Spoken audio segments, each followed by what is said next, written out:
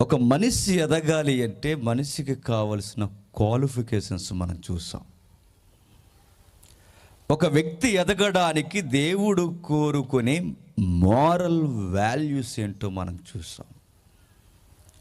అది నువ్వైనా, నేనైనా, కుటుంబమైనా, సంఘమైనా, ఎవరైనా, ఆడపిల్లైనా, మగపిల్లైనా, ఎవరైనా ఎదగాలి అంటే ఆ ఎదగడానికి కావలసిన ఒదిగే తత్వం ఉండాలని బైబిల్లో ఉదార స్వభావం కలిగిన సౌలుని డెమోగా మనం తీసుకున్నాం. ఆయనలో ఎన్ని మోరల్ వాల్యూస్ ఉన్నాయండి. ఐశ్వర్యవంతుడైన ఎప్పుడు ఎచ్చుకుపోని అబ్బాయి సౌలు.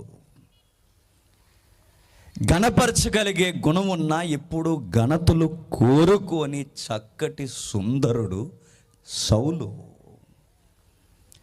చెప్పుకోవడానికి ఎన్ని గొప్పలున్నా గొప్పలకి పోని తగ్గించుకున్న మంచి యవనస్తుడు సౌలు. తన తండ్రిని చూడకుండా ఏ రోజు ఉండలేని ఒక చక్కటి నిండు వయసున్న అబ్బాయి సౌలు. ఆస్తుల కన్నా బంధాలు ముఖ్యమని, డబ్బుల కన్నా పేరు కన్నా మనిషి బంధం ముఖ్యమని బంధానికి విలువనిచ్చే చక్కటి వ్యక్తిత్వం కలిగిన వ్యక్తి సౌలు. పెద్దలు వచ్చినప్పుడు లేచి నిలబడమే కాదు, పెద్దల్ని చూడడానికి వెళ్ళినప్పుడు మర్యాదగా ఏదో ఒక బహుమానాన్ని తీసుకెళ్లాలన్న మర్యాదస్తుడు సౌలు. ఇన్ని ఉన్న భయస్థుడిగా, పిరికివాడుగా ఉన్న వ్యక్తిని దేవుడే ఎంపిక చేసుకుని ఆత్మను పొందుకుని పరిశుద్ధాత్మ ప్రేరణతో ఏడుస్తున్న వారి కన్నీరు తురడానికి, ప్రాణత్యాగం కూడా చేయడానికి రణరంగంలో తిరిగిన యుద్ధ శూరుడు సౌలు. ఆ మాత్రమే కాదు, తిడుతున్న వారిని, వెనక లేనిపోని వాగుళ్ళు వాగుతున్న వారిని, పనికి మాలిన వారిని, లేనిపోని కామెంట్స్ చేస్తున్న వారిని ఎప్పుడూ పట్టించుకోకుండా సెవిటి వాని వలె ఈ చెత్త విషయాలు వదిలేసిన ఉందాతలం కలిగిన నాయకుడు సౌలు. ముందున్నదే లక్ష్యం అనుకుని పనికి మాలిన వారి మాటలు పక్కకు తోసివేసి తన గురి యొద్దకే పరిగెట్టే యుద్ధ శూరుడు సౌలు. ఒక్కటా రెండా, మగాడంటే వీడురా అని చెప్పుకోవడానికి చక్కటి నిండుదనం ఉందట ఎవరిలో? సౌలు. సౌలు అనగానే ఇప్పుడు మీరు ఒక ఊహను కొట్టేయండి. ఆ ఊహ ఏంటి చెప్పిన? ఆయన వయసు ఎంతో పెద్దదన్న వయసు, ఆ వయసు కొట్టిపడేయండి. ఆయన వయసు ఎంత చెప్పిన? కేవలం 30 ఏళ్ళ యువకుడు. నాది అంతే, కేవలం 30 ఏళ్ళ యువకుడు, ఒక యంగ్స్టార్ సౌలు. దేవుడికి నచ్చేశాడు. ప్రజలందరూ ప్రజాస్వామ్య ప్రభుత్వాన్ని కోరుకుంటున్నారట. ప్రజల కొరకు ప్రజల నాయకుడు, ప్రజాపాలకుడు మాకు కావాలి, సర్వలోక మర్యాద చొప్పున మాకు నాయకుడు కావాలని ప్రజలు ఎలక్షన్స్ కావాలని అడిగారట. దేవుడు ఫీల్ అయ్యాడు. నేను రాజుగా ఉండగా, నేను నాయకుడిగా ఉండగా, నేను అన్ని విధాలుగా పోషిస్తుండగా నాయకుడు కావాలని ఫీల్ అయ్యారు. నేను ఒక విషయం చెప్పనా? ఇశ్రాయేలుకి రాజు కావాలని ఇశ్రాయేలులో నుంచి ఆ సౌండ్ రావడానికి కారణం ఎవరో చెప్పనా? సమూయేలు. భయపడకండి, నేను నిజమే చెప్తున్నాను. మాకు రాజు కావాలన్న భయంకరమైన వార్త ప్రజల్లో నుంచి రావడానికి కారణం ఏంటంటే సమూయేలే. ఎందుకో చెప్పనా? తలక మాసిన లంచగొండు కొడుకులు ఉన్నారట. ఎవరికి? సమూయేలుకి. నువ్వు వెళ్ళిపోతున్నావు, నీ వయసు అయిపోతుంది, ఇక నేడో రేపో నువ్వు వెళ్ళిపోయిన తర్వాత మమ్మల్ని పాలించేవాడు ఎవడో? అటుపోతే దుర్మార్గపు ఏలి కొడుకులు ముగిసిపోయారు అనుకుంటే నీ కొడుకులు లంచాలకి ఎగబడ్డారు. ఎటు పోయినా మాకు సరి అయిన నాయకులు లేడు, దిక్కు మొక్కు లేదు. మాకు రాజు కావాలి, మాకు నాయకుడు కావాలి, ఒక లీడర్ కావాలి. మాకు నడిపించేవాడు లేకపోతే మేమేమైపోతాం? దారి చూపువాడు లేకపోతే మేమేమైపోతాం? మాకు నాయకుడు కావాలి. సమూయేలు ఇంటర్నల్గా ఉన్న ఈ ఆలోచన పట్టుకోలేకపోయాడు. దేవుడు తెలుసు, కానీ దేవుడు ఒకటే అన్నాడు, నువ్వు ఫీల్ అవుతావేడు సమయాలు, ఫీల్ అవ్వాల్సింది నేను. ఎవరిని నమ్ముకుని ఏ మనిషిని నేను నాయకుడిగా పెట్టినా ప్రతి ఒక్కడు నాకు మిగిల్చేది కన్నీటి గాదే తప్ప నా పక్షాన ఉద్ధరించేవాడు ఏ తరంలో ఎవ్వడు లేడు, రాడు కూడా. సరే అడుగుతున్నారుగా, ఇచ్చే రాజుని. కానీ ఇచ్చే ముందు కొన్ని షరతులు చెప్పు. వీళ్ళందరినీ బానిసలు చేస్తాడన్న సంగతి మాత్రం మర్చిపోవద్దని చెప్పు. ఎలాగూ అడిగారు కథని గుర్తుపెట్టుకుని మన దేవుడు ఎంత మంచోడు. అడిగారు కదా అని మీ తిక్క లేచిపోవాలని, మీ తిక్క వదిలిపోవాలని చెడ్డ వ్యక్తిని ఎవరినో నియంత్రణ తెచ్చి పెట్టడానికి కూడా ఇష్టపడలేదట దేవుడు. మీకు నన్ను కాదని మీరు మరొకరిని కోరుకుంటున్నారు కనుక మీ బతుకులు అడ్డగోలుగా కుప్పకూలిపోవాలని కూడా కోరుకోలేదండి. మరి ఎవరిని పెట్టాలని కూడా తెలుసా? మంచి వాల్యూస్ ఉన్న సౌలునే రాజుగా ఇచ్చాడండి. మనం దేవుని గూర్చి ఆలోచించకపోయినా మన గూర్చి ఆలోచించే గొప్ప ఉన్నతమైన మనసు కలిగిన వాడు మనం నమ్ముకున్న బైబిల్ దేవుడు. మనుషుల ప్రేమను, మనుషుల అనురాగాన్ని ఆయన పొందుకోలేకపోతున్నా మనుషులను స్థిరపరచడానికి, సరి అయిన నాయకత్వానికి మీకు కావలసిన వాడిని నేను ఇస్తానని ఇచ్చాడట. అప్పటికే పబ్లిక్లో సౌండ్ ఉందట సౌలు మీద, సౌలు అయితే బాగుంటాడు అని. వాళ్ళ కుటుంబం పట్ల సరి అయిన ఆశ ఉందట పబ్లిక్, ఈ అబ్బాయి అయితే బాగుంటాడని. అన్నదే తడువు జరిగిపోయింది, అబ్బాయి సెలక్షన్ అయిపోయాడు. అంత బాగానే ఉంది. కానీ మనిషికి ఉండే దుర్మార్గమైన ఆలోచన ఏంటి చెప్పనా? నిజంగా నేను చెప్తున్నాను, గుర్తుపెట్టుకో. ఒక మనిషికి దేవుడు అడిగిన వెంటనే ఏది ఎందుకు ఇవ్వడో చెప్పనా? కళ్ళు నెత్తికెక్కిపోతాయి. ఎవడికైనా చిన్న పదవి ఇచ్చామో ఆడు కిందున్న వాళ్ళని, మనుషుల్లా చూడ్డు. మీరు ఎక్కడో పదవుల వరకు అవసరం లేదు, ఎక్కడ ఈ సభలోనే చిన్న పదవి ఇవ్వండి, మీతో మాట్లాడే విధానం మారిపోద్ది, వాళ్ళకి మిమ్మల్ని చూసే విధానం మారిపోదు. అక్కడ వరకు ఎందుకండి? సంఘాలలో దేవుని తరపున ఎవరినైనా ఒక క్వాలిటీ మనిషిగా ఉన్నాడని నియమిస్తే ఆ క్వాలిటీ రాను ఆయనలో కనిపిస్తుందా? కనిపించదు.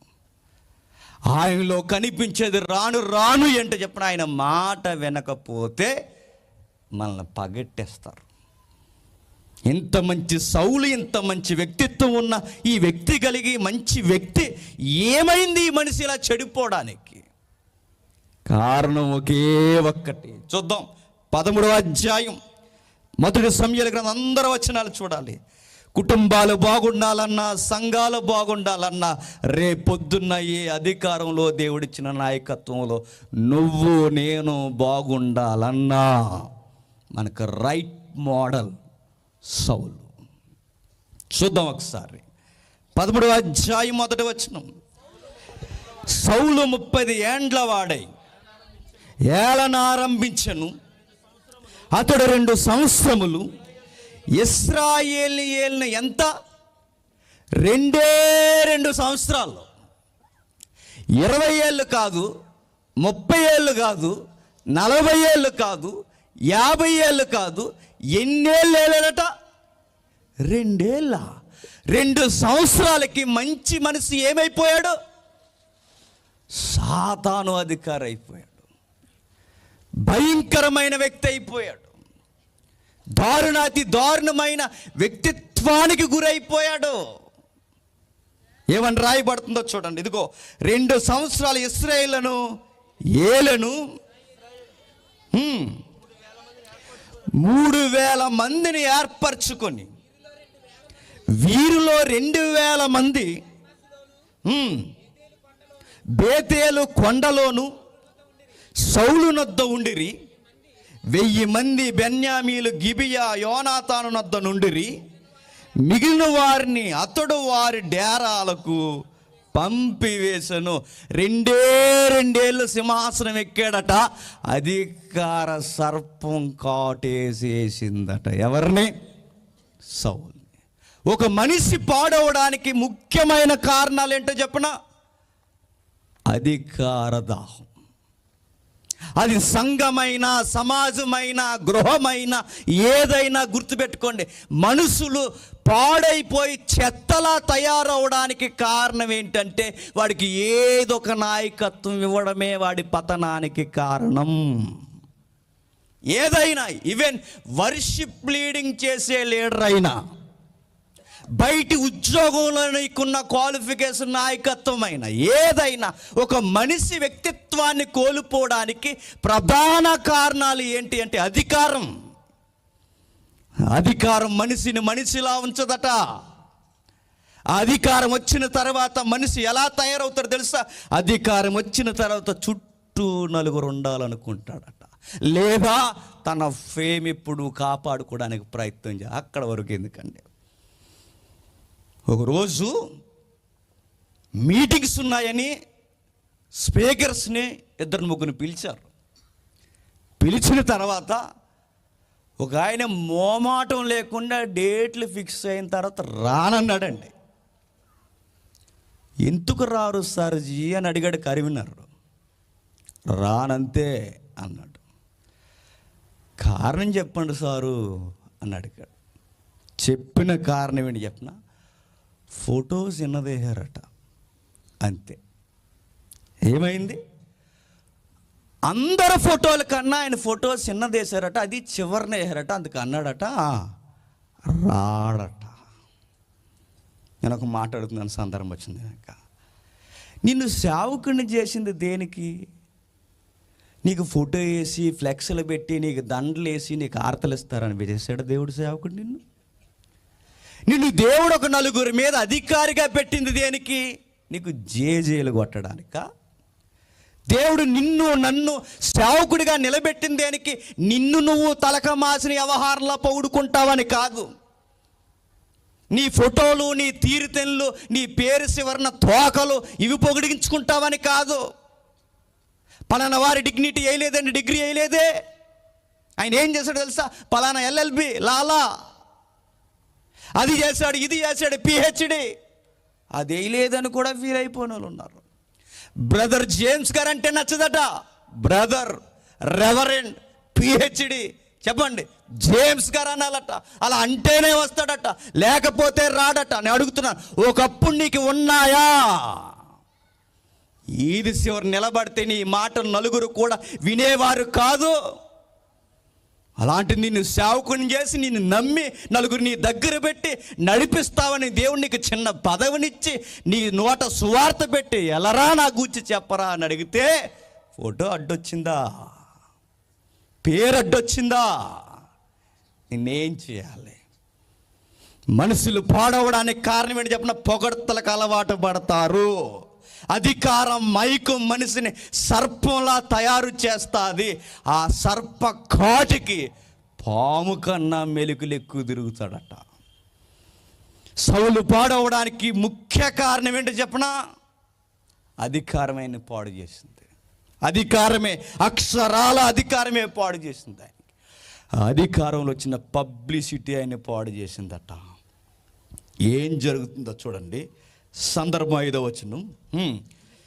ఫిలిస్తీయులు ఇశ్రాయేలీలతో యుద్ధము చేయుటకై 30,000 రథములను 6,000 గుర్రపు రౌతులను సముద్రపు దరి నుండి ఇసుక రేణువులంత విస్తారమైన జనసమూహము సమకూర్చుకొని వచ్చిరి.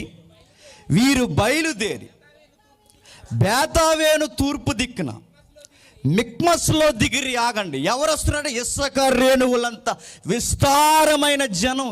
ఎవరు వీరు? ఫిలిస్తీయులు.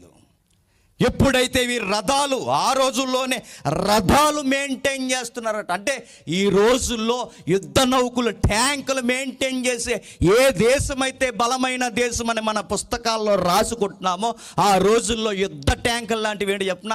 రథాలు, ఇరుసు కలిగిన రథాలు. అది ఎవరికి పడితే వాళ్ళకు ఉండేవి కదట. రథాలు, రౌతులు మెయింటైన్ చేయాలి అంటే కరెన్సీ పరంగా కంట్రీ రిచ్గా ఉండాలట. బాగా ఎదిగింది ఫిలిస్తీ దేశం. విస్తారమైన సైన్యాన్ని వేసుకొని పరిగెట్టుకుని వేగముగా రథాలు వేసుకుని ధూళి లేపుకుంటూ వస్తున్నారట. ఈ వార్త సౌలు చెవిలో పడిందట. సౌలు దగ్గర ఉన్న జనమేమో 2000, 3000. వీళ్ళు వస్తున్న జనమేమో ఏకంగా ఎన్ని వేలు వస్తున్నారట? ఎంత? ఇసుక 30,000 రథములు, 6,000 గుర్రము రౌతులు, సముద్రమందు నుండి ఇసుక రేణువులంత విస్తారమైన జనసం. లెక్క అదిరిపోయింది చూడండి. గట్టిగా ఎంత ఉన్నామండి మనం? ఒక 1000 పై ఉంటాం మనం. మీకు భోజనాలు వడ్డించడానికే సగం నలగైపోయారు అక్కడ. అయిపోలేదు. మీకు భోజనాలు పెట్టడానికి రేపు టిఫిన్కి ఈరోజు నైట్ నిద్రపోవట్లేదు తెలుసా? రేపు టిఫిన్కి 1000 మందికి ఎంత కంగారు అయిపోతే ఒక సైన్యం దేశంలా కదిలిపోవాలి అంటే వాళ్ళ ఫుడ్ మెయింటెనెన్స్ కూడా గవర్నమెంట్ మిలిటరీ ఫుడ్ మెయింటైన్ చేయాలి అంటే ఆ దేశానికి ఎంత కెపాసిటీ ఉండాలి. దేశానికి మిలిటరీ ఉండడమే కాదు, మిలిటరీకి తగిన ఫుడ్ కూడా అందించడంలో దేశానికి దళసరి ఆదాయం బాగుండాలి. అది లేకపోతే సైనికులు బలహీనలు అవుతారు. ఏ విధంగా చూడండి, కరెన్సీ ఉంది, రౌతులు ఉన్నాయి, జనం ఉన్నారు, సూర్యుడు, అన్ని కార్నర్ల నుంచి ఫిలిస్తీన్లకున్న బలం బెంబేలెత్తేచేసిందట ఇశ్రాయేలుకి. రాజు వచ్చాడు, మమ్మల్ని కాపాడుతాడు, ఎరగదీస్తాడు, మా మీదకి వచ్చిన వాడిని ఎవడు చూసినా భుజాల కాడికే మేము ఉన్నాం, ఈ అజానుభావుడు మమ్మల్ని పాలిస్తాడని మనిషిని నమ్ముకున్న ఇశ్రాయేలీలకి పిడుగులాంటి వార్త ఏంటంటే మనిషిని భయపెట్టే మనుషుల సమూహం వస్తుందట. జనాలు భయపడిపోయారు. వెంటనే 6వ వచనం, ఇశ్రాయేలు దిగులు పడుచు వచ్చి తాము ఇరుకులలో ఉన్నట్లు తెలుసుకుని గృహల్లోను, పొదల్లోను, మెట్టల్లోను, ఉన్నత స్థలముల్లోను, కోపంలోను దాగిరి. కొందరు ఎబ్రీలు యొర్దాను నది దాటి గాదు దేశమునకు గిలాదుకునకు వెళ్ళిపోయారు. కానీ సౌలు ఇంకను గిల్గాలులోనే ఉండును. జనులందరూ భయపడచ్చు అతను వెంబడించిరి. ఉన్నవారు పరారైపోయారు. బతుకుంటే బలుసాగు తిందామని నది దాటి వెళ్ళిపోయారట. కాస్తో కోస్తో ఆ మనిషి మీద నమ్మకం ఉన్నవారు మేము ఎదరుండం, నువ్వే ఎదరుండు, నీ వెనకాల నడుస్తామని, నీ ఏమన్నా అవుతే ఇలా బారిపోతాం అన్నారట. నది దాటిన వారు కొందరు నది ఒడ్డున నిలబడితే నది ముందు నువ్వు నిలబడన్నవారు కొందరు మొత్తం మీద ఉన్నారు. కానీ బిక్కు బిక్కు బిక్కు బిక్కుమని సీన్ ఊహించుకోండి ఆ రోజు ఎలా ఉందో. బిక్కు బిక్కు బిక్కు బిక్కు బిక్కుమని భయపడుతూ ఉన్నారట. భయం వేసింది జనాలకి.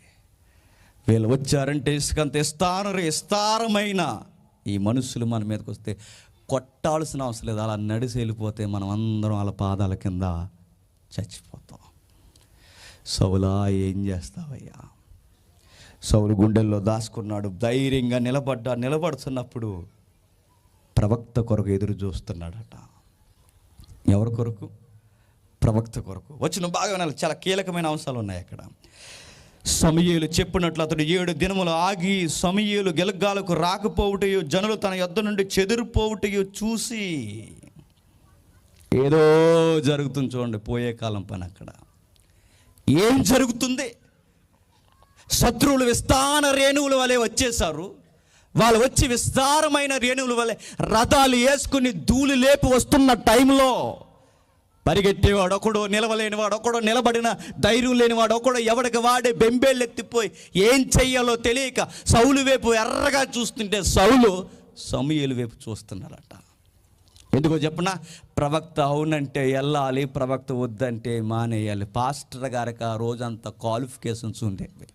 ఆ పిల్లల్ని సైలెంట్గా ఉంచండి. ఎవరైనా బహుమానాలు తీసుకుని వదిలేహారా? కొంచెం ఎవరైనా సైలెంట్గా ఉండమని చెప్పండి. ఆ రోజుల్లో ఉన్న దైవజనులకి ఎంత గౌరవం చూడండి.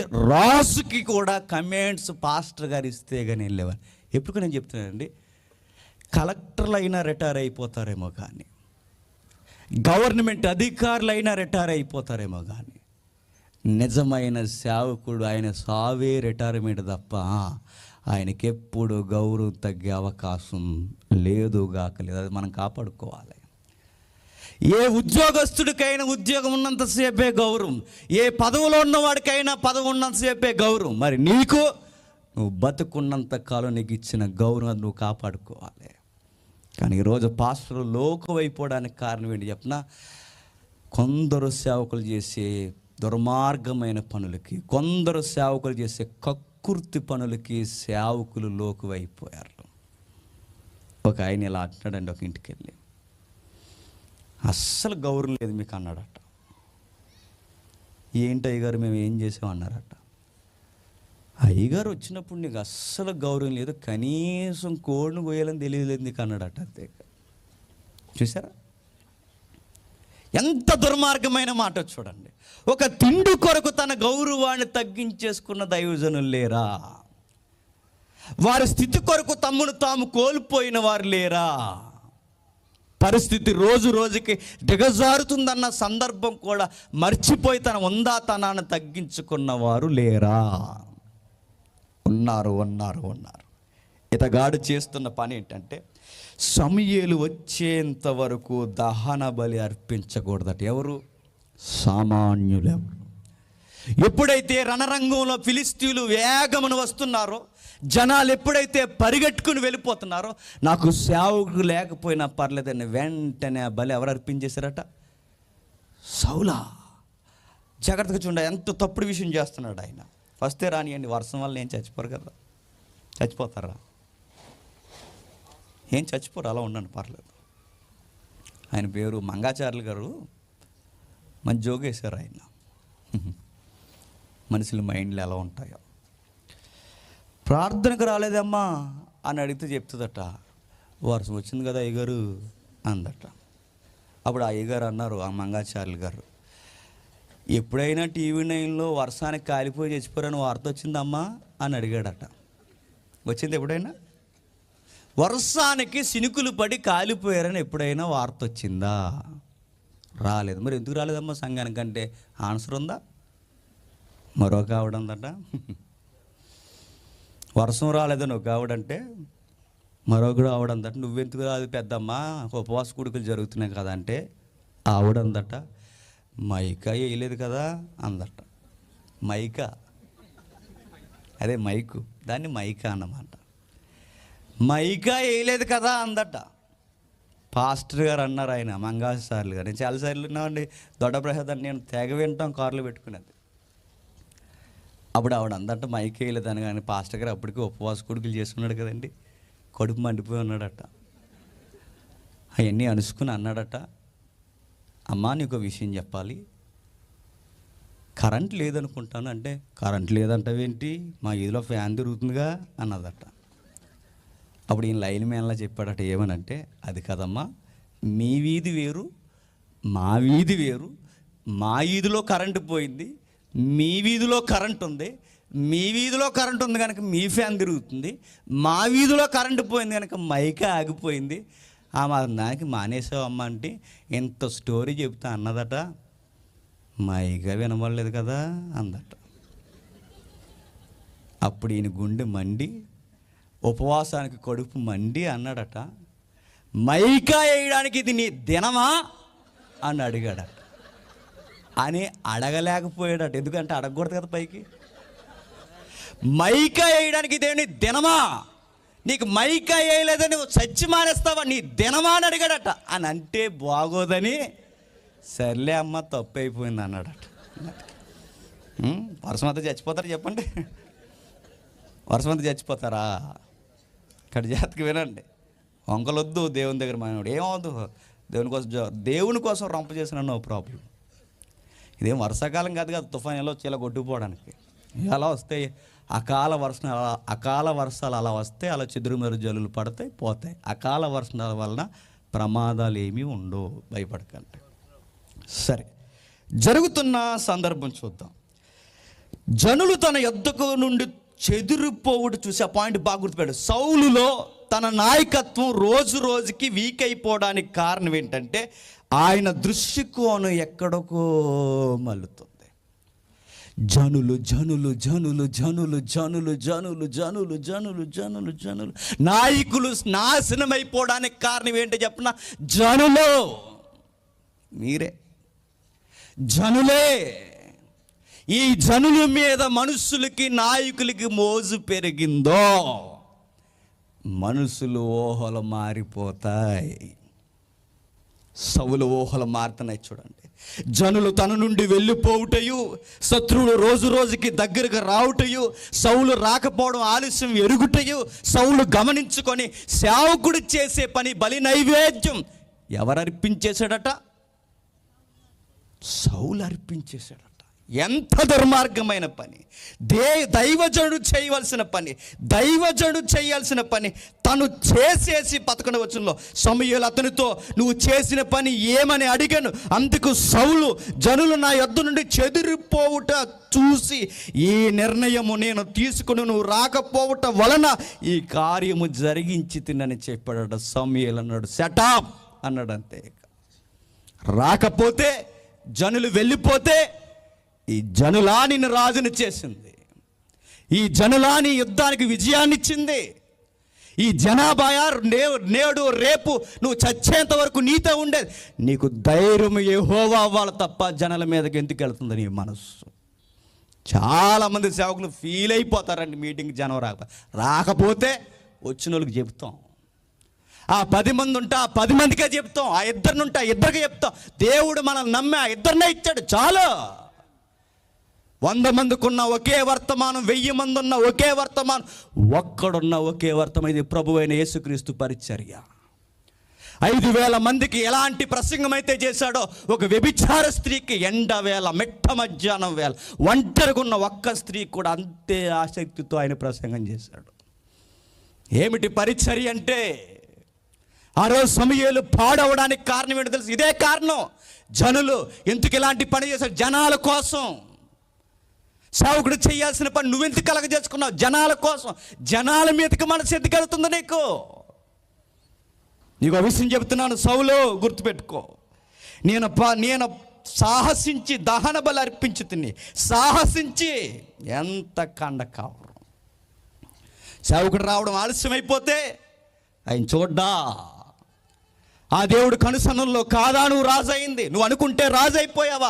నీకు ఆత్మనిచ్చి, సహాయాన్నిచ్చి, సూర్యునిచ్చి నేను నిలబెట్టి, ఎక్కడో ఉన్న నిన్ను, పశువులు వెనకాల తిరిగే నిన్ను ఈరోజు మనుషులకు రాజదండాన్ని ఇచ్చి నిలబెడితే, నిలబెట్టిన వాడిని మర్చిపోయి మధ్యలో వచ్చిన జనం మీదకి ఎందుకు నీ మనసు వెళుతుంది? జాగ్రత్త అని అడిగాడట. ఎప్పుడైతే ఆ విషయాన్ని అడిగాడో జరుగుతున్న విషయం చూడండి. 12వ వచనం, ఇంకను యెహోవా శాంతింపక మునిపే ఫిలిష్తీయులు గిల్గాలుకు వచ్చి నా మీద పడుదురు అనుకొని నా అంతట నేనే సాహసించి దహన బలి అర్పించి తిని.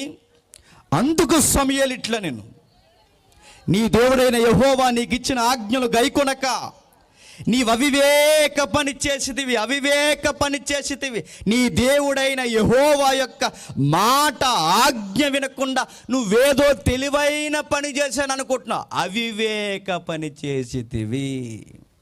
చాలామంది సంఘాలు ఉంటారండి, సేవకుడు చెయ్యాల్సింది సేవకుడు చేయాలి, గుర్తెట్టుకోండి. తగునమ్మా అని రెడీ అయిపోతారు చాలామంది. సేవకుడి పనే పెద్ద పని, పెద్ద పని. మీ పని మీకుంది, సేవకుడి పని సేవకుడికి ఉంది. ఎవరు చేయాల్సిన పని వారు చేస్తే దైవాజ్ఞకు సమాధానం ఉంటుంది. అది కాదని ఇష్టం వచ్చినట్టు ఎవరికి నచ్చింది వాళ్ళు చేసేస్తారంటే నేను అడుగుతాను, పదవులు ఉండవు, మనుషులు ఉండరు, ఉండడానికి రాజ్యం కూడా ఉండదు.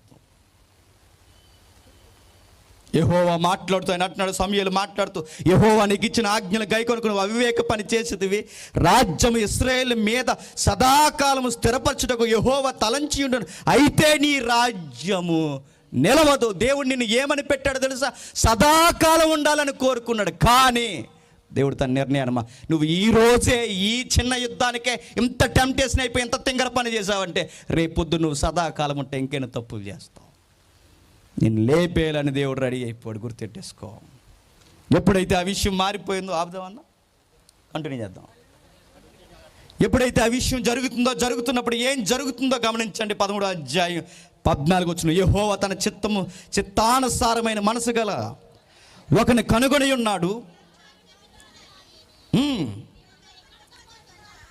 నీవు గైకొనకపోతివి గనక యెహోవా తన జనుల మీద అధిపతిగా నియమించిన మారిపోయింది. చేతులారా అధికారం వచ్చేసరికి సేవకుడి పని అయినా ఏ పని అయినా నేను చేసేస్తే చెల్లిపోద్ది అనుకుని ఇష్టం వచ్చినట్టు వ్యవహరిస్తున్నావు. స్థిరకాలం పాలించాల్సిన నీవు మధ్యకాలంలో అంతమైపోవడానికి రెడీ అయిపోయావు.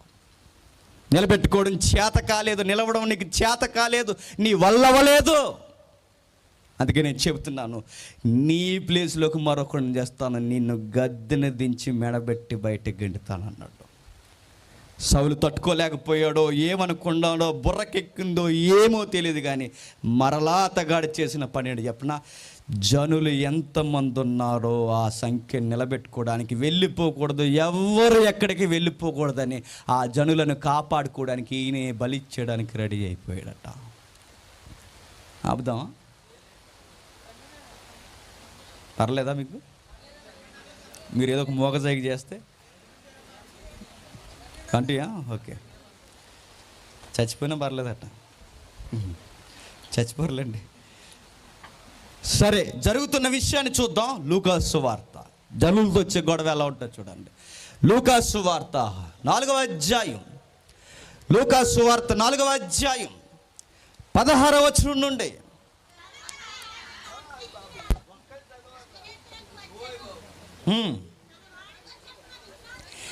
తన వాడికి చొప్పున విశ్రాంతి దినమందు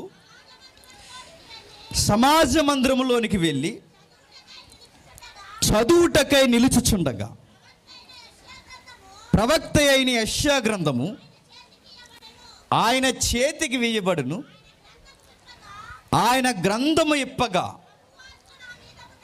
ప్రభు ఆజ్ఞ నా మీదున్నది, పేదలకు సువార్త ప్రకటించుటకై ఆయన నన్ను అభిషేకించెను. చెరలో ఉన్న వారికి విడుదల, గుడ్డి వారికి చూపును, నలుగురిన వారిని విడిపించుటకును అని చెబుతూ 22లో ఒక మాట ఉంది చూడండి. అప్పుడు అందరూ ఆయన గూర్చి సాక్ష్యమిచ్చుచు ఆయన నోటి నుండి వచ్చిన దయగల మాటలకు ఆశ్చర్యపడి ఈయన యోసేపు కుమారుడు కాడా అని చెప్పుకొనుచు ఆయన వారిని చూసి వైద్యుడా అని పిలిచారట. ఆయన దయగల మాటలకు ఆశ్చర్యపడి అన్నారట, నాయకుడు అంటే నీవే. కన్నీరు వచ్చిన వారికి కన్నీరు తిడుస్తున్నావు, బాధ వచ్చిన వారికి ఆదరిస్తున్నావు, నలిగిన హృదయాల్ని తెప్పరెల్ల చేస్తున్నావు, నువ్వే నాయకుడు అయ్యా, వైద్యుడా, గొప్ప వైద్యుడా అన్నారట. సరే అని దేవుడి మాటలు వింటున్న వారు, సరే అని దేవుడి కోసం చెప్తున్న వారి కార్యాలు, భవిష్యత్తును గురించి చెబుతూ యేసుక్రీస్తు ఇలా అన్నాడు, ఇదిగో మీకో విషయం చెప్పాలి, మీరు అడుగుతున్న సూచక్రియను చేయమన్నా చెయ్యను. మీకు ఒక విషయం తెలియట్లేదు, ప్రవక్త స్వదేశమందు హితుడు కాడని మీతో చెప్పుచున్నాను. మీకు ఒక విషయం తెలియాలి, మీరు ఎట్టివారో తెలుసా? మీకు ఎన్ని ఘన కార్యాలు చేసినా, ఎన్ని ఆశ్చర్య కార్యాలు చేసినా మీరు ఎలాంటి వారంటే మీరు గ్రహించే విశ్వాసం కలిగిన వారు కారు. అందుకే మీకు ఒక విషయం చెప్తున్నాను. ఏలియా దినముల్లో 3 ఏండ్లు 6 నెలలు ఆకాశం నుండి ఏమీ పడలేనప్పుడు ఎదవరాండ్ల దగ్గరికి ఏలియా వెళ్ళాడు తప్ప బలిసిన కొంపలకి ఏలియా వెళ్ళలేదు. ఎలీసా కాలంలో పేదవారిని దర్శించాడు తప్ప డబ్బున్న ఎల్లను ఆయన దర్శించలేదు. తృణీకరింపబడిన వారిని, పేదవారిని, ఆసక్తి కలిగిన వారిని ఆయన దర్శించాడు తప్ప ఎవరి దగ్గరికి పడితే వాళ్ళ దగ్గరికి వెళ్ళి. మీరు ఎట్టివారు తెలుసా? మీరు స్థిరపడి ఒళ్ళు బలిసి నత్తికి కొల్లెక్కి యెహోవా కార్యములను చూసినా గ్రహించలేని అంధ విశ్వాసులు కనుక మీకు ఏ క్రియలు చేయబడవని యేసుక్రీస్తు చెబితే అప్పటి వరకు దయగల మాటలు విని నాయకుడా, వైద్యుడన్న ఈ మహానుభావులు ఎప్పుడైతే జనులను లెక్క పెట్టడం చేస్తాడు. 25వ వచనం 14 త్వరగా ముగించేసుకుందాం. 25వ వచనం 26వ వచనం, క్షమించిన 26వ వచనం. జనులు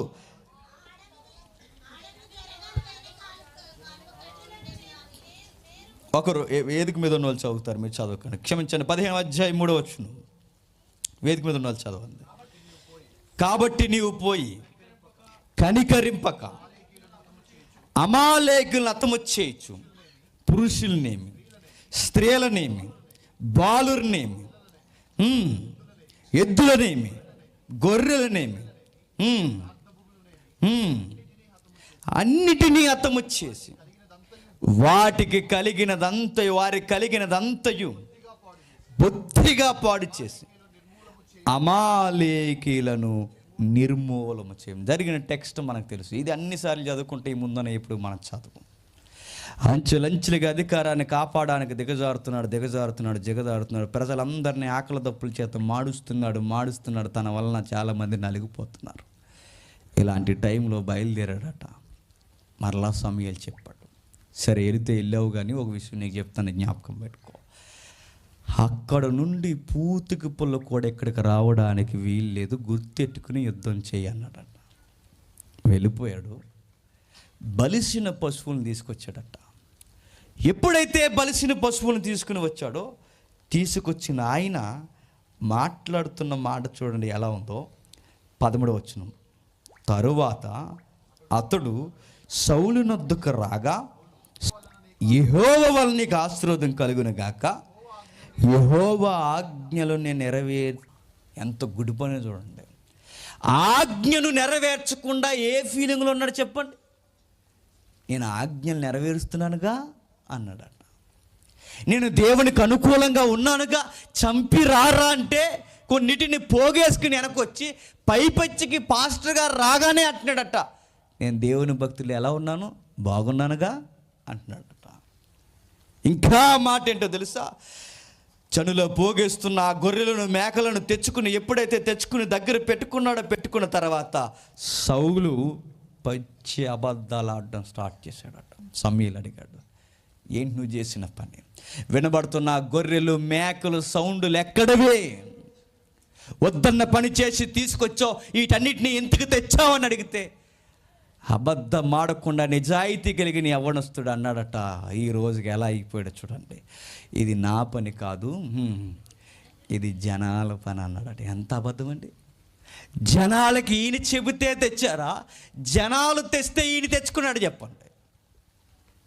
జనాల మీద గెంటేసి ఇది నా పని కాదు, ఇది వారి పని అని చెప్పి ప్రజల మీద గెంటేసి ప్రజల మీదకు తోసి పచ్చి అబద్ధాలు ఆడడం స్టార్ట్ చేశాడట. అంతేనండి. సమూయేలు వెంటనే ఒక మాట అన్నాడు చూడండి. ఏమంటున్నాడు? 21వ వచనంలో, అయితే గిల్గాలులో నీ దేవుడైన యెహోవాకు బలర్పించుటకు జనులు సమూయేలు, నువ్వు నన్ను అనుకుంటున్నావు, నీ ప్రజలు ఎంత మార్పు వచ్చిందో చూడండి. ఒకరోజు నా దేవుడు యుద్ధము యెహోవాదే అన్నవాడు ఇప్పుడు ఏమంటున్నాడు? నీ జనులు నీ దేవుడు, నీ జనులు నీ దేవుడు అని ఏం మాట్లాడుతున్నాడు చూడండి. నీ జనులు నీ దేవుడు, ఈ కార్యానికి కారకుడు. శబదమైన గొర్రెల్లో ఎడ్లలో ముఖ్యమైన వాటిని తీసుకుని వచ్చిరని సమూయేలుతో చెప్పినందుకు సమూయేలు ఒక మాట గుర్తుపెట్టుకో, ఎడ్లు బహుమానాలు బలి అర్పణలు కాదు సౌలు, గుర్తెట్టుకో. దేవుడికి కావాల్సినది ఒబీడియంట్ కావాలి, లోబడే తత్వం కావాలి. దేవుడికి కావాల్సింది మాట వినే తత్వం కావాలి. నువ్వు చేసిన పని అని చెప్పిన నీకు అధికార పిచ్చి బాగా ఎక్కింది, జనులు మోజు బాగా ఎక్కింది, నలుగురు నీ చుట్టూ లేకపోతే కంగారు బాగా ఎక్కింది, పొగిడించుకోవడం బాగా నేర్చుకున్నావు. వీటన్నిటి వెనక నువ్వు చేస్తున్న పని ఏంటంటే నేను చెబుతున్నాను, దేవుడు చెప్పిన ఆజ్ఞలు కూడా మానేసి ప్రజల మీద కూడా నేరాలు మోపడానికి రెడీ అవ్వు. నీకు విషయం పిచ్చెక్కిపోయింది. నీకు నేను చెప్తున్నాను, దహన బలుల కంటే, బలులు అర్పించుట కంటే దేవుడు సంతోషించేది ఏంటో చెప్పన, మాట వినుట. ఒబీడియంట్ లేదు నీకు. ఒకరోజు ఎంతో బాగుండేవాడు. నీ శరీర సంబంధమైన తండ్రికి మందల కన్నా నా తండ్రి యొక్క ఎఫెక్షనే ముఖ్యం, నా తండ్రి కన్నా ఆ ఫీలింగ్ని మించి నాకు ఈ ఆస్తులు వద్దన్న మనిషివే. ఈరోజు నీకు మందలు కావాల్సి వచ్చాయా? ఒకరోజు మీ నాన్న బాధపడతాడని ఆ మందలనే వదిలేసుకోవడానికి రెడీ అయిన వాడివి. ఈరోజు మీ నాన్నకి మనుషులకి సర్వోన్నతుడైన పరమ తండ్రి బాధపడినా పర్లేదని మందలకు కక్కుర్తు పడుతున్నావంటే ఏమైపోయింది నీ వ్యక్తిత్వం? దిగజారిపోయావు అధికార పిచ్చిలో, మనుషులు పోగేసుకోవడంలో దిగజారిపోయావు. ఒకరోజు చిన్ని వాటినే కాదు, పెద్ద వాటినే విలువల కొరకు వదిలేసుకునే మనిషివి నువ్వు. ఈరోజు సంపాదించుకోవడానికి, పోగేసుకోవడానికి, విలువలనే తాకట్టు పెట్టడానికి రెడీ అయ్యి పిచ్చెక్కిందా నీకు అని అడిగాడు. నీ స్థితి మర్చిపోయావా? జనుల సంఖ్యను కోరుకుంటున్నావు. ఒకరోజు నేను సేవకుడిని కాలేను అన్న నిన్నే దేవుడు యుద్ధవీరుని చేసి నిలబెట్టాడు. మర్చిపోయావా? రోజు రోజుకి దిగజారిపోతున్నావు. సౌలు జనుల సంఖ్యను లెక్కటంలో దిగజారిపోయావు. సేవకుడు పని చేసి దిగజారిపోయావు. మందల కావాలనుకోవడంలో దిగజారిపోయావు. బలాఢ్యులను కూడా పోగేసుకోవడానికి రెడీ అయిపోతున్నావు. ఏం చేస్తున్నాడట? బలాఢ్యులను పోగేసుకుంటున్నాడు. ఆ వచనం ఎక్కడుందో చూడండి, 18వ అధ్యాయం. ఆ వచనం ఎక్కడుందో ఒకసారి చూద్దాం. 18వ అధ్యాయం అతగాడి చేసే పని ఒకసారి చూద్దాం. అతగాడి చేసే పని ఒకసారి 14వ అధ్యాయం 52వ వచనం. 14వ అధ్యాయం 52వ వచనం వెళ్ళిపోతాం.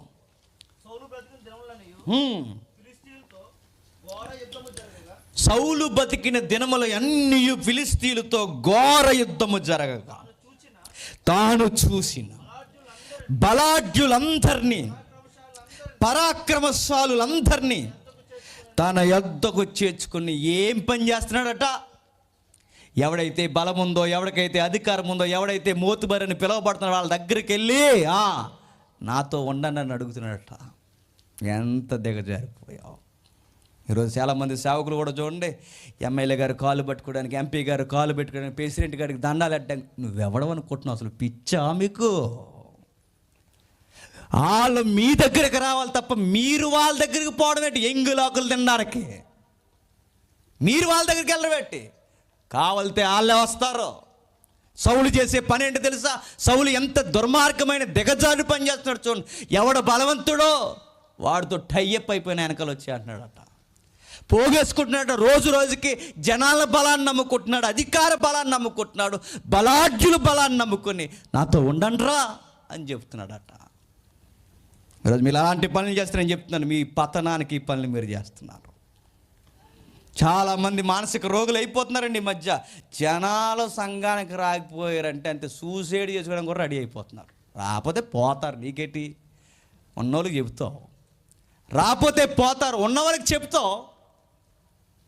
అధికారాన్ని పోగేసుకోవడానికి ఏ రాయితీలు పెట్టాలి, ఎవరిని పిలవాలి, ఏ విధంగా ఆకర్షించాలి, దేనికి ఆకర్షించడానికి? దేవుని ఆకర్షణ కోల్పోతాం. గుర్తెట్టుకోండి. ఎన్ని కోల్పోతున్నాడో! జనాల సంఖ్యను లెక్కెట్టి కోల్పోయావు. సేవకుడు పనిచేసి నీ తత్వాన్ని కోల్పోయావు. మందలను పోగేసుకుని నీ తత్వాన్ని దిగజార్చుకున్నావు. బలాఢ్యులను పోగేసుకుని బలవంతుణ్ణి పక్కకు తోసేసావు. చివరికి ఇప్పుడు పేరు కొరకు పాకులాడుతున్నావు. ఇలా స్టేజ్ దాటి 18వ అధ్యాయం 9వ వచనం వచ్చేసరికి ఏం జరుగుతుందో చూడండి త్వరగా. కాబట్టి నాట నుండి సౌలు దావీది మీద విషపు సూపు నిలిపడట. ఎప్పటి నుండి? నాటి నుండి. ఏం జరిగింది? ఇప్పటికే అధికారి పిచ్చి వచ్చిందట, ఇప్పటికే జనులు పిచ్చి వచ్చిందట. ఇప్పుడు వచ్చిన కొత్త పిచ్చి ఏంటంటే పేరు పిచ్చి. ఆ పేరు పిచ్చి కూడా ఇంకా పిచ్చెక్కిపోవడానికి పాట పాడేవారు వచ్చారట. ఆ వచ్చింది కూడా మగాళ్ళు వచ్చిన నాడాలు వచ్చారు. 6వ వచనం చూడండి. దావీదు ఫిలిస్తీయులను హతము చేసి తిరిగి వచ్చినప్పుడు స్త్రీలు ఇశ్రాయేలు ఓల నుండి వచ్చినప్పుడు తంబురతోనూ సాంబ్రాముతోనూ వాద్యములతోనూ పాడుచు నాట్యమాడుచు రాజైన సౌలును ఎదుర్కొనుటకే వచ్చిరి. ఆ స్త్రీలు గాన ప్రతిగానములు చేయిచు వాయించుచు సౌలుకి 1000 కొలదియు దావీదుకి 10,000 కొలదియు శత్రువులు హతము చేసిరని సౌలునకు వింపుగా ఉండనందున అతడు బహు కోపము తెచ్చుకొని వారు దావీదుకు 10,000 కొలదనియు నాకు 1000 కొలదనియు రాజ్యము తప్ప మరి ఏమి తీసుకొనగలడని అనుకుని ఎంత పిచ్చో చేసిందో చూడండి. పొగుడుకుంటే పొగుడుకోండి, పదవి మాత్రం నాదే అన్నాడు. ఇంత పిచ్చోడైపోయాడేటండి. ఒకరోజు రావయ్య అంటే దాక్కున్నవాడు, ఒకరోజు పాలించవయ్యా వద్దన్నవాడు, ఒకరోజు నిలబడవయ్య అంటే నా వల్ల కాదన్నవాడు 2 సంవత్సరాలు పాలించేసరికి ఆ రోజు స్టార్ట్ అయింది పదవి పిచ్చి. ఆ రోజు నుంచి ఈ రోజు వరకు కాపాడుకోవడానికి ఎన్ని ప్రయత్నాలు చేస్తున్నాడో చూడండి. మహా అయితే ఏం తీసుకుంటాడు? ఆ సౌండేగా తీసుకునేది. ఆ పేరేగా తీసుకునేది.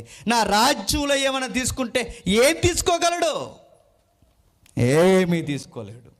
ఆ రోజు అనుకున్నాడట, వీడు ఎప్పటికైనా ప్రమాదమే అనుకున్నాడు. ఎవరిని? దావీదుని. మనిషి ఎలా మారిపోతున్నాడు చూడండి. రేపో మాపో ఈ నా సింహాసనానికి ఎసరెట్టేలా ఉన్నాడని చెప్పి ఒక ఆడపిల్లను అడ్డెట్టుకొని దైవజుడిని చంపేయాలనుకోనేంత దేన స్థితికి సౌలు దిగజారిపోయాడంటే ఎంత ఆడంగియాసాలు వేస్తున్నాడు ఒక్కసారి సౌలుని చూడండి. ఒక ఆడపిల్లను అడ్డెట్టుకున్నా, ఒకరోజు యుద్ధం పట్టుకుని ఎద్దుల్ని తునాతునకలుగా చేసిన వాడివి, ఈరోజు ఒక ఆడపిల్లను పట్టుకొని ఒక దైవ సేవకుడిని చంపేయాలనుకుంటున్నావంటే ఏం పిచ్చి పట్టింది నీకు?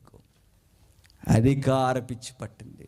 కూతురుని అడ్డెట్టుకొని ఆ కూతురికి పెళ్లి చేసి ఆ కూతురు ద్వారానే ఊరేసి చంపేయాలనుకున్నాడు. అంతేక పోటీలు పెట్టాడు. మీకు మొన్న చెప్పానుగా, ఆ ఫిలిస్తీన్ల యొక్క సున్నతి ఆ చర్మాలు నాకు కావాలన్నాడట. ఎన్ని పిచ్చి పనులు చేస్తున్నాడు చూడండి. కూతురి జీవితాన్ని నాశనం చేయడానికి కూడా వెనకాల, కూతురి జీవితాన్ని, ఒక ఆడపిల్ల జీవితాన్ని అడ్డెట్టుకుని ఆ పదవిని కాపాడుకోవడానికి ఒక జీవితాన్ని నాశనం చేయడానికి సిద్ధపడ్డంటే ఎంత పిచ్చి దయ్యం పట్టిందో చూడండి సౌలుకి. ఎంత పిచ్చోడు అయిపోయాడో చూడండి. ఆడపిల్లని అడ్డెట్టాడు, ఆగడాల మరిగాడు, లేనిపోని ఆటకి ఇంకా దిగజారిపోయి పురుషుల యొక్క మర్మాంగ చర్మాలు కావాలంటే ఏం మాట్లాడుతున్నా? అసలు అడ్డు అదుపు ఏమన్నా ఉందా? ఆ సౌలు ఒక మనిషి పిచ్చోడైపోవడానికి కారణం ఏంటి చెప్పనా? మరలా చెప్తున్నాను, అధికారం అధికారం అధికారం. దాని వెనకొచ్చే పబ్లిసిటీ. మనుషులు చంపడానికి కూడా వెనకాడకుండా ఎదిగిపోయి 12వ వచనం 15వ వచనం దావీదు మిగులు సుబుద్ధి గలవాడే ప్రవర్తించిన సౌలు చూసి మరీ అధికముగా అతనికి భయపడి అంటున్నాండి. ఈ పదం మరలా చెప్తున్నాను, ఏవైతే ఈ పదాలు చదువుకున్నామో, దావీదు సుబుద్ధి గలవాడని ఏవైతే పదవి మనం చదువుకున్నామో, ఈ పదాలన్నీ ఒకరోజు ఎవరి కోసం చదువుకున్నాం తెలుసా? సౌలు కోసం. ఈ సుబుద్ధి కలిగిన మనుష్యుడు అనే మాట ఒకరోజు సౌలు కోసం చదువుకున్నాం. ఈరోజు సౌలు పోయి దావీదు మరలా నాయకత్వానికి రావడానికి కారణం ఏంటంటే నీకు సుబుద్ధి పోయింది, కుళ్ళు బుద్ధి నీకు స్టార్ట్ అయింది, దైవికమైన ఆలోచన పోయింది, జనుల మీద మక్కువ వచ్చింది, పబ్లిసిటీ పిచ్చి వచ్చింది. అందుకే నీ నాయకత్వం వర్ధిల్లదుగాక వర్ధిల్లదు. ఎప్పుడైతే ఆ విషయాన్ని చెప్పేశాడో, చెప్పేసిన వెంటనే ఒకరోజు మరొక విషయం జరిగింది. ఎత్తుగళ్ళు వేస్తూనే ఉన్నాడు. దావీదు గారికి ఒక ఫ్రెండ్ ఉన్నాడు. అటు ముగించేస్తాను ఇక, నిజంగానే చెప్తున్నాను, ముగించేస్తాను ఇక. దావీదు గారి ఫ్రెండు సౌలు గారి సొంత కొడుకు, ఆయన పేరు యోనాతాను. వాళ్ళ స్నేహం భలే ఉంటుందండి. యోనాతాను మంచిగా పొగుడుతున్నాడట. ఎవరిని? మా ఫ్రెండ్ మంచి ఫైటర్ అన్నాడట. మండిపోయింది ఎవరికి? సౌలుకి. ఎన్ని విలువలు కోల్పోయాడు చూడండి. నిజంగా ఈ పదాన్ని చూసినప్పుడు నిజంగా సౌలు ఎంత దారుణంగా అయిపోయాడు ఏంటి అనిపిస్తుంది చూడండి. ఒకసారి 20వ అధ్యాయం ఏమని తిట్టాడు చూడండి, తెలుగులో గుర్తొస్తారు. 20వ అధ్యాయం 30వ వచనం. సౌలు యోనాతాను మీద బహుగా కోపపడి ఆగాడెగొట్టి దాని కొడక. దాని అర్థం ఏంటి చెప్పనా? ఇలా అంటున్నాను, బాధపడకండి, తప్పు కూడా అనుకోకండి. ఎల్ కొడక అన్నట్టు. ఎల్ అంటే ఏంటని అడగండి. రే ఎల్ కొడక, ఎవరిని రాను పొగుడుతున్నా నా కొడక అన్నాడట. నా కొడకే కదా మరి, మళ్ళీ దాన్ని సాగదీకండి. ఏం మాట్లాడుతున్నావురా, ఏం మాట్లాడుతున్నావు? మెడకాయ మీద తలకాయ ఉన్నది ఏమనుకుంటున్నావు అన్నాడట. చెట్టంతా ఎత్తెదిగిన కొడుకు మీదకు ఒక్కసారిగా ఉడికిపోయి అసూయ పడిపోయి ఈటి ఇసిరేసాడంట. అంతే. ఎంతగా పిశాసులా తయారైపోయాడు, పిశాసు అయిపోయాడని మనిషి. అధికారులందరూ చూస్తుండగా నలుగురు మనుషులు చుట్టూ ఉండగా అందరూ చూస్తుండగా సొంత కొడుకుని ఏమన్నాడట? ఎల్ కొడక అన్నాడట. కుటుంబంలో ఉండే వాల్యూస్ కూడా కోల్పోయాడండి. కుటుంబంలో ఉండే మోరల్ వాల్యూస్. ఒకరోజు మీ నాన్న కోసం పరితపించిపోయావు, ఏమైపోయింది ఆ తండ్రి కొడుకుల ప్రేమ? ఈరోజు నువ్వు తండ్రి అయిపోయేసరికి కొడుకు లోకువైపోయాడా?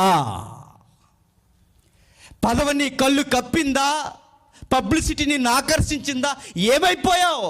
అధికారంలో సరిగ్గా లేవు, ప్రజల్లో సరిగ్గా లేవు, సేవానీకంలో సరిగ్గా లేవు, చివరికి కుటుంబంలో కూడా నీ కొడుకునే పరాయి స్త్రీ కొడుకా అని తిడుతున్నావంటే నీ విలువలన్నీ ఏమైపోయాయి?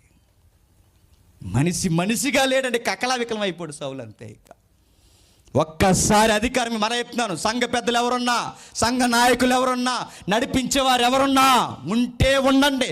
లేనిపోని పిచ్చి ఎక్కించుకున్నారో మీరు సావడమే కాదు, మీ చుట్టూ ఉన్న వాళ్ళు కూడా చంపుతారు. మీరు సావడమే కాదు, మీ చుట్టూ ఉన్న వాళ్ళు కూడా చంపుతారు. ఆ మాత్రం దానికి ఇలాంటి పిశాచి లక్షణాలు ఉంటే ఈరోజు ఇది నా వల్ల అవ్వదని చెప్పేసండి, నేను పాలించలేనని చెప్పండి. అంతే. మీ స్థానిక సంఘాలని చావుకు గురి చేయకండి, మీ కుటుంబాన్ని రోడ్డుకి ఏడ్చకండి. మరలా నేను చెప్తున్నాను, పదవుల మీద వ్యామోహంతో, అధికారం మీద వ్యామోహంతో, ఆస్తుల మీద మమకారంతో మనుషుల్ని మీరు ఏం మాట్లాడుతున్నారో అడ్డు అదుపు కూడా లేకుండా మాట్లాడతారు. నువ్వెవడరా అని అడిగాడంట సొంత కొడుకుని, నువ్వు నాకు పుట్టావరా అని అడిగాడట. ఎంత మాట చూసారా? నలుగురు చూస్తుండగా కొడుకునే తగ్గించి మాట్లాడుతున్నాడంటే ఎంత పిచ్చి వచ్చేసింది. బాధపడే మాటని చెప్పిన చివరికి కొడుకు కూడా భోజనం చేయకుండా ప్లేట్ అక్కడ విసిరేసి వెళ్ళిపోయాడట. ఇలాంటి కొడుకు పుట్టనేటని. కొడుకు దూరం అయిపోయాడు, అల్లుడు దూరం అయిపోయాడు, జనులు దూరం అయిపోయారు, సేవకులు దూరం అయిపోయారు. బాధ. దేవుడు కూడా దూరం అయిపోయాడు. ఏమి సాధిస్తున్నావు? నీ పిచ్చికి ఏమి సాధిస్తున్నావు? కొడుకు దూరం అయిపోయి, అల్లుడు దూరం అయిపోయి, సేవకుడు దూరం అయిపోయి, సమూయేలు దూరం అయిపోయి, అందరూ దూరం అయిపోయి ఏమి సాధిస్తావు? చివరికి దేవుడు కూడా దూరం అయిపోయి ఒక అధికార పిచ్చి, ఒక పబ్లిసిటీ పిచ్చికి మనిషిగా ఉండలేక మనిషి పిశాచ అయిపోయాడంట. అంతే. పరిశుద్ధాత్మ చేత నడిపింపబడే మనిషి దురాత్మ చేత నడిపింపబడే ఫైనల్ స్టేజ్కి వచ్చే ఎంత ఘోరమైన పరిస్థితి, ఎంత ఘోరమైన పరిస్థితి. అధికార పిచ్చి పడితే మీ ఫైనల్ స్టేజ్ ఏంటి చెప్పిన? దెయ్యంలో ప్రవర్తిస్తావు, దెయ్యం అయిపోతావు. ఇంకంతే. నేను చూస్తే జనాలు భయపడతారు, నేను చూస్తే జనాలు వణికిపోతారు. వీడి దగ్గరుంటే వీడు ఏదో డిసురు కొట్టి చంపేస్తాడు అనుకుంటారు. అంతే. ప్రమాదం నీ వల్ల. నువ్వు ఏ రోజు ఎలా ఉంటుందో చల్దు. ఈ గంట బాగుంటావు, మరో గంట బాగోవు. ఈ రోజు బాగుంటారు, రేపు బాగోవు. సౌలు అలాగే ఉండేవాడు అండి. ఆ గంటే బాగుంటాడు, ఆ గంట తిరగబడేవాడు. ఏ రోజు ఎలా ఉంటావు తెలియదు. ఒక నిలకడ ఉండదు, ఒక స్థితి ఉండదు. ఒక మంచి విలువలున్న వ్యక్తి దిగజారిపోవడానికి కారణం 2 ఏళ్ల పాలనకి మొత్తం చేంజ్ అయిపోయిందంట లైఫ్ అంతా.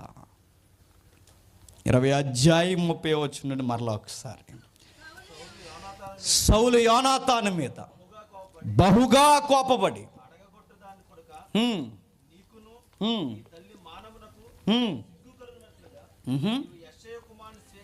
చూసారా, కొడుకుని తిట్టాడు. నెక్స్ట్ కట్టుకున్న భార్యను కూడా తిడుతున్నాడు. పిచ్చెక్కిపోయాడండి. పిచ్చెక్కిపోయాడు. ఇంకేం మాట్లాడితే ఏం తెలుస్తుంది. కొడుకుని తిట్టి, భార్యని తిట్టి, నాన్న వారిని తిట్టి, అందరిని తిట్టి, చివరికి వాళ్ళని చంపడానికి వాళ్ళకి ఉరిలా తయారయ్యి చివరికి అతగాడు సాధించింది ఏంటంటే ఒంటరితనం అనేది సాధించాడట. 23:14 23 వెళ్ళిపోతాం ముగింపుకి. 23:14 అయితే దావీదు అరణ్యమందు కొండ స్థలమందును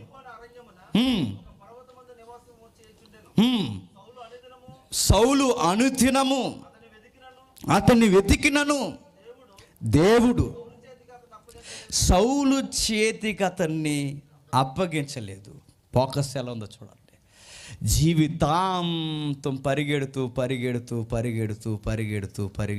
ఉన్నాడట. దేవుని మీద ఫోకస్ ఉండే మనిషికి ఒక వ్యక్తి మీదకి ఫోకస్ అయిపోయాడట. దేవుని మీద మనసు కేంద్రీకరించే మనిషి ఒక వ్యక్తి మీద కేంద్రీకరించి పరిగెట్టిస్తూనే ఉన్నాడట. లైఫ్ అంతా పరిగెడుతూనే ఉన్నాడట. ఫిలిస్తీన్లందరి చేత పరిగెడుతూనే ఉన్నాడట. జీవితంలో ఎక్కడా లేకుండా పరిగెడుతూనే ఉన్నాడట. ఎవ్వరికి కనబడనంత దూరం పరిగెడుతూ ఉన్నాడట. నేను మరలా చెప్తున్నాను, ఎక్కడికి పరిగెడుతున్నావు సౌలు? ఎక్కడికి పరిగెడుతున్నావు? సింహాసనాన్ని, దేవుని సహవాసాన్ని వదిలేసి ఎక్కడికి పరిగెడుతున్నావు? జనాలను పోగేసుకోవడానికి, అధికారాన్ని పోగేసుకోవడానికి, నా అన్నది నిలబెట్టుకోవడానికి, నేను అని చెప్పుకోవడానికి ఎక్కడికి పరిగెడుతున్నావు? నిద్ర లేకుండా అడవుల్లో నిద్రపోతున్నావు, ఒంటరిగా తిరుగుతున్నావు, కొడుకుని దూరం చేసుకున్నావు, భార్యను తిట్టుకుంటున్నావు. ఎక్కడికి పరిగెడుతున్నావు? ఎక్కడికి వెళుతున్నావు? నీకేమీ తెలియకుండా పరిగెడుతున్నావు. సౌలు జీవితం మనకు నేర్పుతున్న భయానికమైన పాఠం ఏంటి చెప్పనా? మనం దేవుని మీద కేంద్రీకరించడం మర్చిపోయామో. మనం ఎక్కడికి పరిగెడుతున్నామో మనకే తెలియదు. మనం ఏమి సాధించడానికి పరిగెడుతున్నామో మనకే తెలియదు. ఒకవేళ అధికారం సాధించాయేమో, ఆ అధికారం గోతుకుపోవడం తప్ప ఎందుకు సాధిస్తున్నావు నీకు కూడా తెలియదు. ఎండ్ ఆఫ్ లైఫ్ చాలా బాధాకరంగా ఉంటుందంటే, ఒకరోజు ఘోరాతి ఘోరంగా, దారుణాతి దారుణంగా ఎలా బలైపోతున్నాడు చూడండి. 24వ అధ్యాయం 16వ వచనం. దావీదు ఈ మాటలు సౌలుతో మాట్లాడి సాలింపగా, చూడండి బాధేస్తుందండి ఈ మాట. సౌలు దావీదు, నాయనా ఈ పలుకు నీదేనా అని బిగ్గరగా ఏడుస్తున్నాడు. మహానుభావుడు, అజానుభావుడు, ఉదార స్వభావం కలిగిన వాడు చివరికి ఏమైపోతున్నాడు తెలుసా? ఏడుస్తున్నాడట. సౌలు ఏడవడం ఏంటండి?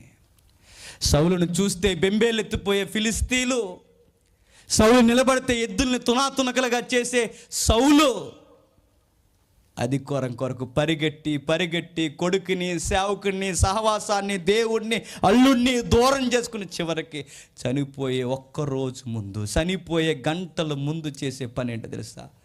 ఏడుస్తున్నాడట. నేను మళ్ళీ చెప్తున్నాను, దేవుడిని వదిలేసి అధికారం అన్నా, దేవుడిని వదిలేసి జనం అన్నా, దేవుడిని వదిలేసి పబ్లిసిటీ అన్నా, దేవుడిని వదిలేసి లేనిపోయిన మాటలు నమ్ముకొని మనం పరిగెట్టినా ఒక రోజుకి మనం ఏడుస్తాం. గుర్తెట్టుకోండి. ఏడుస్తూ ఎలా అయిపోతున్నాడు చూడండి, బాధేస్తుంది. ఏడుస్తూ ఎలా అయిపోతున్నాడు చూడండి. ఏమంటున్నాడు? యెహోవా నన్ను నీ చేతికి అప్పగింపగా నన్ను చంపక విడిచినందుకు ఈ దినము నీవు నా అపకారం నాకు ఉపకారం చేసిన వాడివే. దావీదు, నీకు విషయం చెప్పాలయ్యా, కీడు చేసిన వాడు కూడా కీడు చెయ్యని వ్యక్తి నేను. ఒకరోజు ఆ గుణాలన్నీ పోయాయి నాకు, కానీ ఈరోజు ఆ గుణాలు నీలో చూసి నేను ఏడుస్తున్నా. నన్ను నేను చూసుకుంటే నాకే ఏడుపు వస్తుంది, ఇలా అయిపోయాను ఏటు అని. ఓ రోజు నా శత్రువును కూడా హతమార్చడానికి ఇష్టపడిన వాడిని నేను.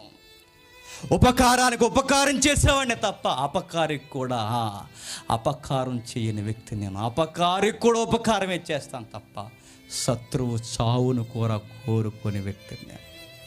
దావీదు, నాయనా ఈ స్వరం నీదే, నాకు తెలుసు.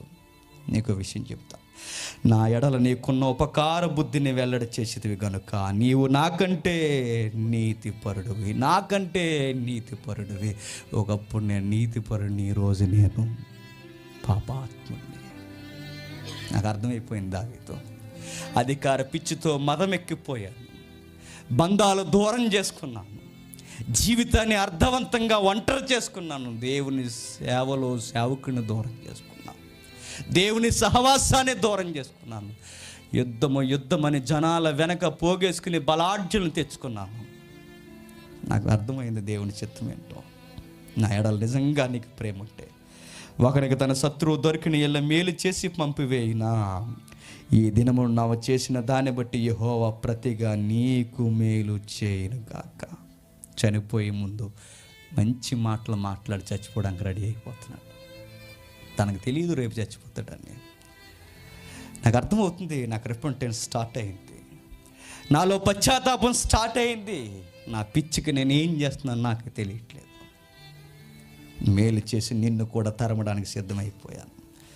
నీకు శత్రువైన నాకు మేలు చేస్తున్నావు. ఈ దినము నువ్వు నాకు చేసిన దాన్ని బట్టి యెహోవాకు ప్రతిగా నీకు మేలు చేయను కాక. నిశ్చయముగా నువ్వు రాజగుదువు, నిశ్చయముగా నువ్వు రాజు. నాకు అర్థమైపోయింది. నేను ఎంత పరిగెట్టినా ఇక నా పదవి నా దగ్గర ఉండదని నాకు అర్థమైపోయింది. నెక్స్ట్ కింగ్వి నువ్వే, ఇక రాజువు నువ్వే. నేను రాజుని కాదు, బతుకున్న చచ్చిపోయిన రాజుని, నేను ఓడిపోయిన రాజుని, నాతో నేను ఫైట్ చేసుకుని ఓడిపోయిన రాజుని నేను. నేను ఫిలిస్తీన్లతో ఫైట్ చేయడం కాదు, శత్రువులతో ఫైట్ చేయడం కాదు, నన్ను నేనే గెలవలేని ఓటముకు గురైన రాజు నేను. దావీదు, నువ్వు రాజువయ్యా, నువ్వు రాజు. నేను ఒక విషయం చెప్తున్నాను నా కుమారుడా, కొడుకు లాంటి వాడివి. నువ్వు ఒక విషయం గుర్తుపెట్టుకో, నువ్వు స్థిరపరచబడవలని నాకు తెలియను, ఇది దేవుని చిత్తమని నాకు తెలియదు. నిత్యముగా నువ్వు రాజు అవుతావు. ఇశ్రాయేలు రాజ్యమునకు స్థిరపరచబడినని నాకు అర్థమైపోతుంది. కాబట్టి నా తర్వాత నా సంతత వారిని నువ్వు నిర్మూలము చేయకుండానట్లు, నా తండ్రి ఇంటి నుండి నా పేరు నీవు కొట్టివేయకుండానట్లు యెహోవా నామము నాకు ప్రమాణము చేయము.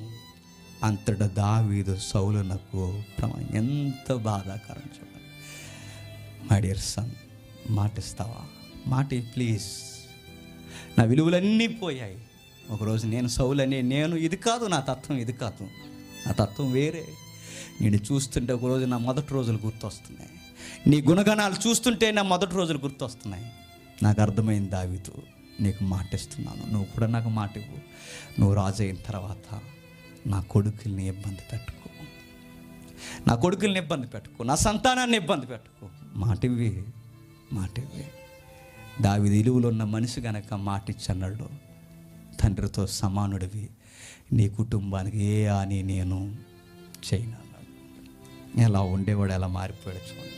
అప్పుడు సౌలు ఇంటికి తిరిగి వచ్చాను. అయితే దావీదు అతని జనులను కొండ స్థలమునకు వెళ్ళిపోయారు. బాధ ఏంటో చెప్పిన 28 ఈ మానసికమైన బాధల్లో, ఒత్తిళ్ళ మధ్య తానేంటో తానుగా తెలియని గ్రహింపు లేని మనుషుల మధ్య కొట్టుమిట్లాడిపోతూ యెహోవాని సరిగ్గా ఎదుర్కోలేని పిచ్చి పని చేశాడు.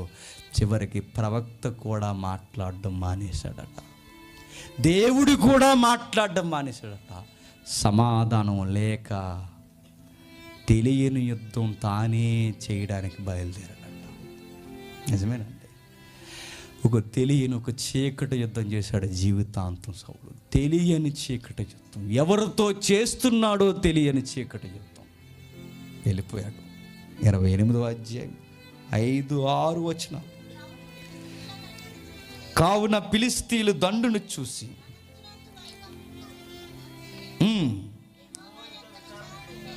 యెహోవా యొద్ద విచారణ చేయగా, యెహోవా స్వప్నము ద్వారానైనను, ఉరీము ద్వారానైనను, ప్రవక్తల ద్వారా అయినను ఏమీ సెలవేయకుండా. చూసారా, దేవుడు మాట్లాడడం ఎంత బాధ అండి. కొడుకు మాట్లాడడం మానేశాడు, అల్లుడు దూరం అయిపోయాడు, కూతురు ప్రేమ దూరం అయిపోయింది, కుటుంబం ప్రేమ దూరం అయిపోయింది, అధికారం దూరం అయిపోయింది, అన్నీ దూరం అయిపోయాయి. చివరికి దేవుడు కూడా మాట్లాడినాడట. ఏం చేయాలి తెలియట్లేదు. ఒక తెలియని యుద్ధానికి రెడీ అయిపోయాడు. ఈ బాధల మధ్య యుద్ధానికి కత్తి పట్టుకుని బయలుదేరి వెళ్ళి 31వ అధ్యాయం 8-9 వచనాలు. మరనాడు ఫిలిష్తీయులు హతమైన వారిని తోసుకొని వచ్చి గిల్బోవ పర్వతం మీద పడిపోయిన సౌలును అతని 3 కుమారులను కనుక్కొని చచ్చిపోయాడండి. ఎంత దారుణంగా చచ్చిపోయాడు చూడండి. జీవితాంతం, మరలా చెప్తున్నాను, జీవితాంతం తన కోసం తాపత్రయపడి తనను తాను కోల్పోయిన ఒక నాయకుడు జీవిత చరిత్ర. మరలా నేను చెప్తున్నా, పదం గుర్తుపెట్టుకోండి. జీవితాంతం తన కోసం తాను తాపత్రయపడి తనను తాను కోల్పోయిన ఒక ఉన్నతమైన నాయకుడు జీవిత చరిత్ర. నాకు ఏడుపు వచ్చిందండి ఈ లెసన్ నేను ప్రిపేర్ అవుతున్నప్పుడు. నాకు ఏడుపు వచ్చింది. అయ్యో సౌలా, ఎందుకయ్యా చచ్చిపోయావు? నీలాంటి బతకాలి. అధికారం పాడు చేసిందా నేను? ఈ మనుషులు పొగడతో నిన్ను పాడు చేశాయా? ఏం పాడు చేశాయి నిన్ను? మనుషులారా, మనందరం గుర్తుపెట్టుకుందాం. పొగడేవారు మాటలు నమ్మకండి, ఎనుదిరిగి జేజేలు కొట్టేవారు మాటలు నమ్మకండి, పదవులు నమ్మకండి. మీకు ఇచ్చిన పదవులు మైమరిసిపోయి కులుకుతూ దేవుణ్ణి దూరం చేసుకోకండి. ఒక రోజుకి మనల్ని మనమే చూసుకునేసరికి మనల్ని మనమే జయించలేక ఒంటరిగా చచ్చిపోతాం. జాగ్రత్త. సౌలు దేవుణ్ణి గౌరవించకపోతే నాకు గౌరవం రాదన్న సంగతి గ్రహించలేకపోయాడు సౌలు. దేవుని మహిమపరచబడకపోతే నాకు మహిమ రాదని గ్రహించలేకపోయాడు సౌలు. మనం దేవునికి లోబడకపోతే పరిస్థితులు మనకు లోబడవని గ్రహించలేకపోయాడు సౌలు. ఈ రాత్రి నీకు సౌలు లాంటి లక్షణాలు ఉంటాయి. అది కుటుంబమైనా, సంఘమైనా, నీ వ్యక్తిగత ఉద్యోగమైనా జాగ్రత్త. ఒకరోజు నీతో నువ్వే ఫైట్ చేయలేక ఓడిపోతావు, జాగ్రత్త. ఎంత బాధకరమైన మాట అంటే, నేను తెల్లవారుజామున చదివానండి, ఇది నాకు ఏడుపు వచ్చింది. ఎంత దారుణం అంటే, ఫిలిస్తీన్లు 9 అతను తలను ఛేదించి అతని ఆయుధములు తీసి తమ బొమ్మల గుళ్ళలోని జనులు జయవర్తమానం తెలియజేయుటకే ఫిలిస్తీన్ల దేశములో నలుదిశలో వాటిని పంపిరి. సౌలు దేహాన్ని ఎవరు చెప్తున్నా, అంత్యక్రియలు కూడా సరిగ్గా జరగలేదంటే. అంత్యక్రియలు కూడా ఎలా స్టార్ట్ అయ్యాడు, ఎలాంటి విలువలు ఉండేవి, యుద్ధము యెహోవాదని ఎలా అనేవాడు, ఈ రోజుకి ఆయన ముగింపు ఎలా చచ్చిపోతాడు. మంచి వ్యక్తులు ఎలా చనిపోకూడదని మళ్ళీ చెప్తున్నాను.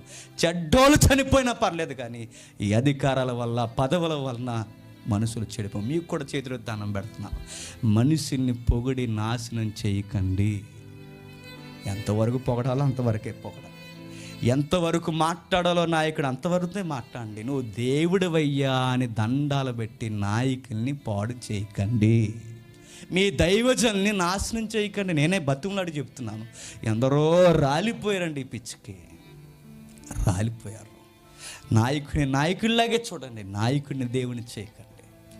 సౌలు చనిపోవడానికి ప్రజలు, అధికారం, వ్యామోహం, చివరికి ఆయన ఏం చేశాడో తెలుసా? 10వ వచనంలో, మరియు వారు అతని ఆయుధములను అస్తారోతు దేవుని గుడిలో ఉంచి అతని మొండమును బెసస్తా పట్టణము గోడకు తగిలి. ఎంత దాన్ని చూడండి. గుమ్మానికి గుమ్మడికాయ కట్టినట్టు వాళ్ళ ద్వారానికి, గుడి ద్వారానికి ఎవరు తలకాయ కట్టారట? సౌలుకి. నిజంగా చెప్తున్నాను, దయచేసి మీకు దండం పెడుతున్నాను. సేవకులారా, పెద్దలారా, యజమానులారా, వయసులో పెద్దవాళ్ళు, యవనస్తులారా అని మరలా చెప్తున్నాను, దయచేసి విలువను కోల్పోవద్దు. ఇలాంటి చావుల దగ్గరికి తెచ్చుకోవద్దు. మన చావు ఎలా ఉండాలి చెప్పనా? మన చావు ఉందాగా చచ్చిపోవాలి. జీవితాంతం పదవి పదవి పదవి అని చచ్చిపోయాడని చెడ్డ సామెతగా మిగిలిపోవద్దు. జీవితాంతం డబ్బు డబ్బు అని పరిగెట్టా, డబ్బు కోసమే చచ్చాడని చెడ్డ సాక్ష్యం తెచ్చుకోవద్దు. జీవితాంతం ప్రజల పొగడ్తల కొరకే పడిచెచ్చాడని ఆ చెడ్డ సాక్ష్యం తెచ్చుకోవద్దు. ఎప్పుడు దేవుడు సహవాసం అని దేవుడిచ్చిన బాధ్యత నెరవేర్చి చావులో కూడా విజయంతో వెళ్ళిన వీరుడని చెప్పుకునే సాక్ష్యం దావీదు వలె తెచ్చుకోండి. విలువలు కాపాడుకోండి. చిన్న పదవినిచ్చిన నమ్మకంగా ఉండండి. కళ్ళు నెత్తికెక్కనివ్వకండి. ఒకవేళ ఎక్కాయో ఆ కళ్ళుని ఎలా పీకేయాలో దేవునికి బాగా తెలుసు. నీ ముందే నీ పక్కనోడిని లేపుతాడు, నిన్ను తొక్కుతాడు, నిన్ను తీసి నీ సంగతి ఏటో చూస్తాడు.